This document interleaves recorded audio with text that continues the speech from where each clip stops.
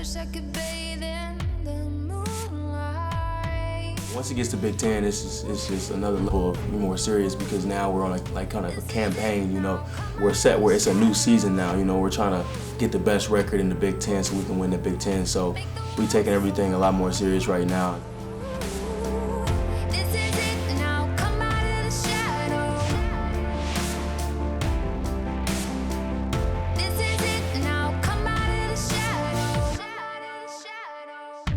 When you go on the road in this arena, I mean, every place is due in our league. There's been, you know, every place has been packed for just about every year. So we got to make sure that we hang together, but we got to play harder.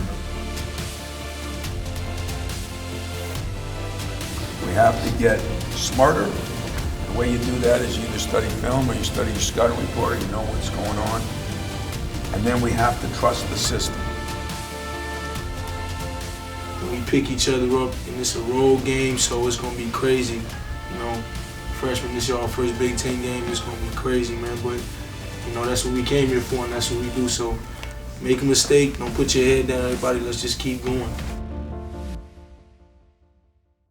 I'm trying to make it a big deal. I'm not trying to act like you guys haven't, but this is where you got to help me and you. It's different. It's different.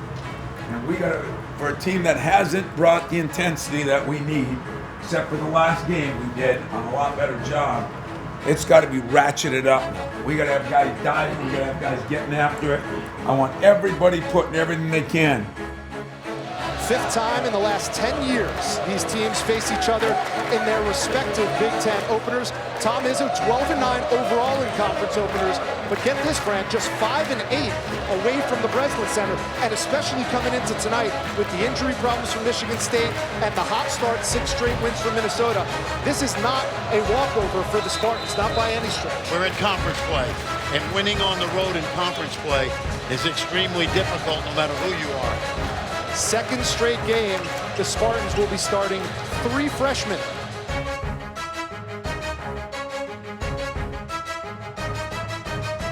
Pass intercepted by Ward. Now it goes to Winston, who missed a layup on the break, but the follows up, and it's in by Nick Ward. Here's the break. Oh, that's nice move. Off the left. Ellis open for another 3-ball. He got 2 of them. Alvin Ellis is keeping MSU in this game. Mason the lob. Coffey caught it in midair. Well, the first half number is not the greatest thing going, but as crazy as this sounds, this is still a winnable basketball game. Oh, that's speed. That's speed. I'll tell you, when Tum Tum's healthy, you said it earlier, coast to coast, aren't many faster. The veterans are trying to get the Spartans back in this game. Harris, Nairn, Ellis. See how Minnesota responds. Here's Winston. Pass first point guard. Nairn with 5. Ellis knocks it down. Into Ward. Splits the double team. How about that? How about that? The third time in the last 4 meetings between these two programs that we will be playing overtime basketball in the Big Ten. 5, Tom for 3. He got it. You gotta be kidding me. Here's Coffey for 3. Good. Canate. Pick and roll. Ellis lost it. Foul call. With 10.6 left. Ellis, he aims, he fires, and MSU is up on 1. 3 seconds. Mason had to force it. No! And Michigan State comes from 13 down at half to pull off the upset win. A huge win and a consummate team effort by the Spartans. That's called winning DNA, my friend.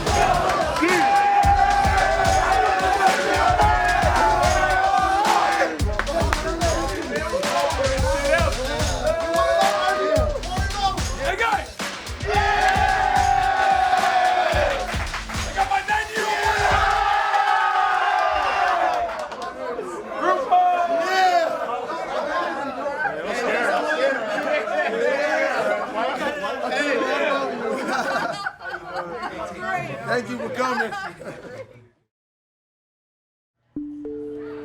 An incredible human being. That would be my phrase, an incredible human being. He's all that's right about people. I learn from him every day. It's embarrassing because I should be teaching him. I'm the mentor, he's the student. Now in his third season with the Spartans, Lou Rawls Tum Tum Nairn Jr. has become the leader of the Spartans with his infectious smile and contagious personality. He's made a name for himself in his homeland of the Bahamas, on campus in East Lansing, and in the world of college basketball. In 2008, when he was just 13 years old, Tum Tum had a vision that would ensure his path through life, but it meant he would have to leave his family. I got a nickname from my mom. It's a movie called The Three Ninja Kids with three brothers, Rocky, Colt, and Tum Tum. Tum Tum was the smallest one, and he was the youngest one. He loved to eat, and so was Tum Tum. Giving him his bottle as a baby, he never sucked a 4-ounce bottle. He always wanted an 8-ounce bottle. So he developed a healthy appetite. One day as I was feeding him his bottle, the name just came to me, you know, and from then I started to name him Tum Tum.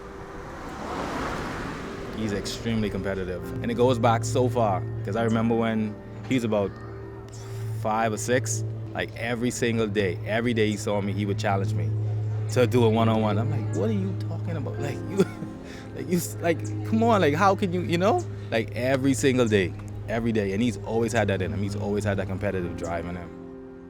One thing that stands out most with Tum Tum, he was always mature from a young age. He was always beyond his age, always a young man of wisdom.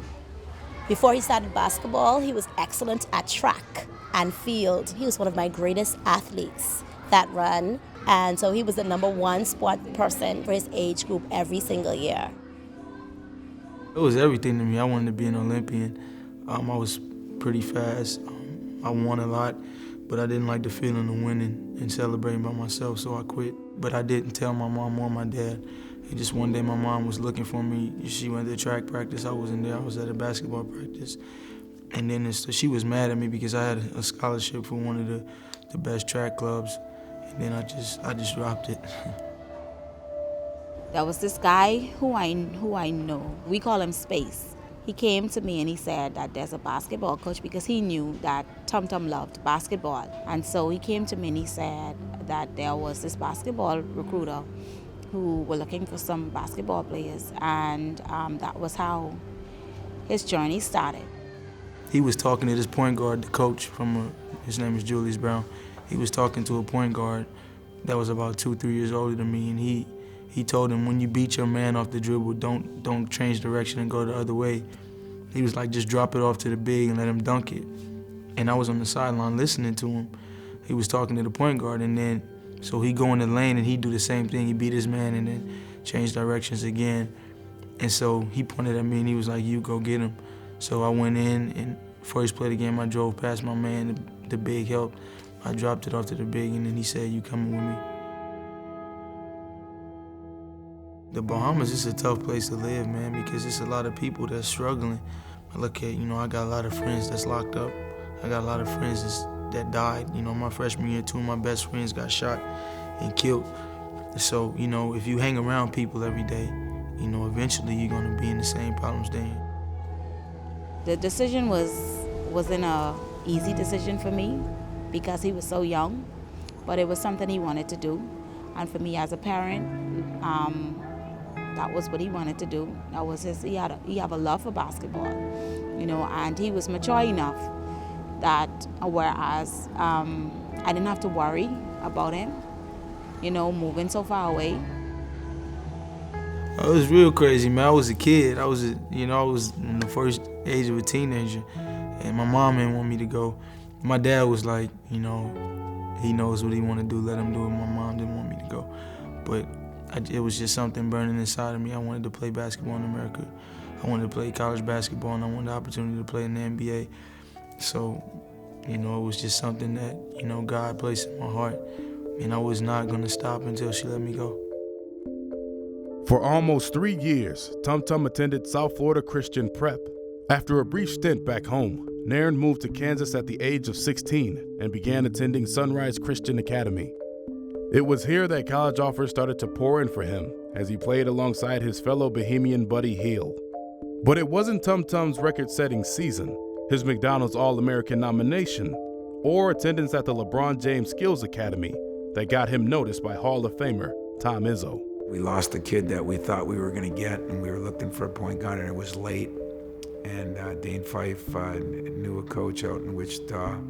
He kept swearing by this kid. He said, just come on out and watch him in the weight room. I went out in the weight room, and I watched the workout. And it wasn't how hard he worked that impressed me. It was how he rallied the troops. And he had everybody eating out of his hand. And I just said, wow. And then he had great athletic ability. And then I just felt like he could fit in here in a lot of ways. Never in a million years that I think he'd be starting as a freshman on a Final Four team. But that's Tom. You know, my whole game is predicated on me just helping my teammates. You know, somebody miss a defensive assignment, I want to be in that gap. My job is to get people shots. I want to do that for them. But, you know, in life, you know, I learned something from this dude called Miles Monroe. Back in the day, I used to fight with, like, what is a vision from God? Like, how do you know that this is what you're supposed to do in life? And he explained it like this. He said, if what you see yourself doing doesn't help other people, then it's not a vision from God. So everything, like all the stuff I want to do off the court, it has nothing to do with me. So my vision, what I see myself doing in life, it's not going to benefit me. It's going to benefit my family, people around me, and people that don't even know me. So that's my vision. When I first met him, I thought he was being phony. Everything was yes, sir, this, that. You know, I said, is this guy trying to impress me or what? He lives, eats, and sleeps it. Who he is who he is every day, every hour of the day, every minute of the day. The best compliment I can give him was not by me. It was when Draymond came in 3 years ago in that freshman summer. Said, Coach, you ever had a freshman who was captain? I said, no. He said, you should. It should be Tum Tum. And he didn't even know him. Just met him, worked out with him for a couple of weeks. I'd say that's the ultimate compliment because it's from one of your peers and it's about your character, your leadership skills, and your work ethic. He inspires me, like, every day. You know, talking to him sometimes, even after a tough loss, even after we go back 2 years ago, the loss in the tournament. He puts things in perspective so quick. Like, even after that tough loss, talking to him, he was like trying to comfort me and comfort his mother and comfort his family and friends. It's just amazing how he can put things in perspective so quickly. Like, he has an old soul. Like, we always joke about that and tell him days when I don't feel good, like days when I'm thinking the stress of the everyday life, job and family and everything else and paying all these bills and whatever the case may be. Like, you talk to him, it's like he helps you put things in perspective. You know, like, he helps me keep things in perspective and not take on too much and not, you know, get flustered with certain things. When the Spartans played in the Battle for Atlantis tournament in November, Tum Tum and the team had an opportunity to visit two places near to Tum Tum's heart, a public school and his old neighborhood. And while the trip was mainly about basketball, Tum Tum still came away with an even deeper appreciation for his decision to leave his family when he was 13. Like, I know everything y'all go through. Like, I know what you see every day, all the dreams you have in your head. A lot of people tell you can't make it, or you can't do whatever you want to do. When I was growing up, a lot of people said the same thing to me, and they told me I couldn't do this and I couldn't do that. But what I want to leave y'all with and let y'all know is that, you know, it don't matter what y'all going through or however you grow up, what environment you grow up. I grew up in the same environment a lot of you grew up in, but I had a dream. But my mommy always used to tell me, manners and respect will take you throughout this world.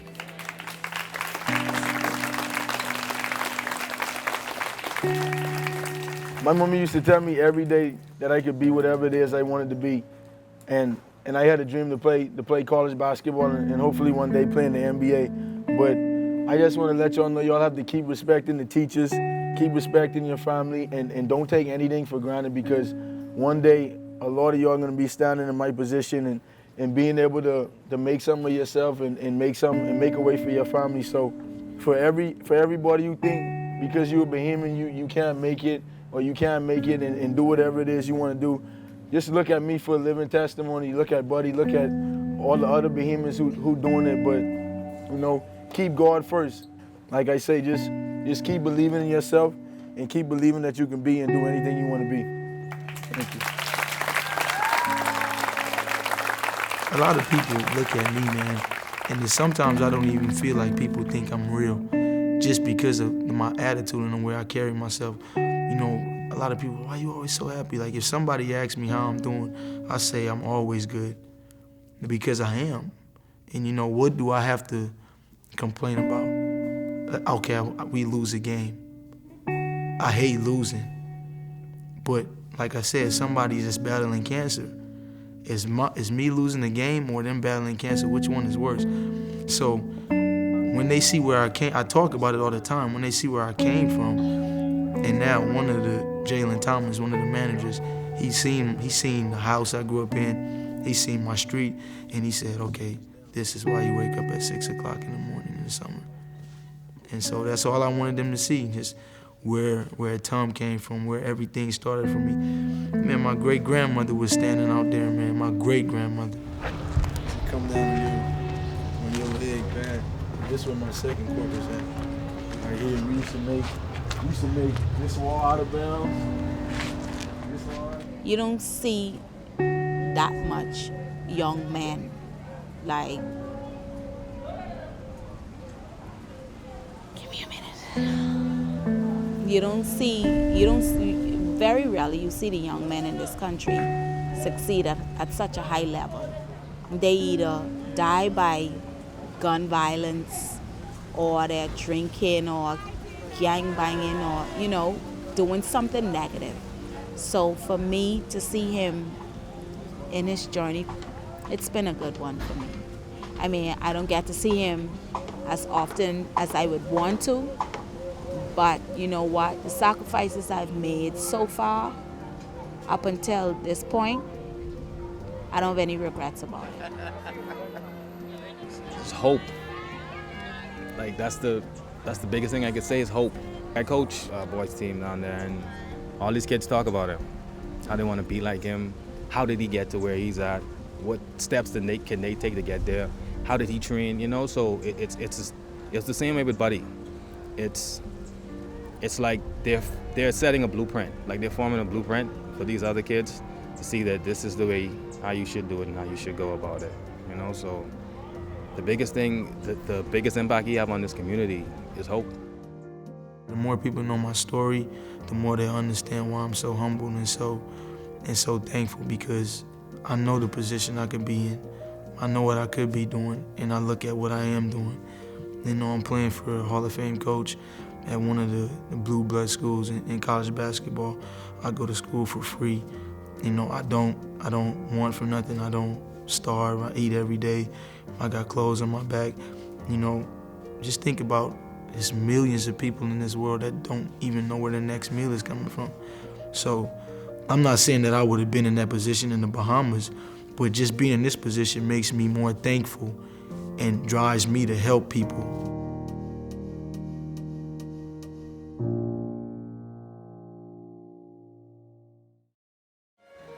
They put Minnesota to rest, and now they understand how hot this Northwestern team is coming in here.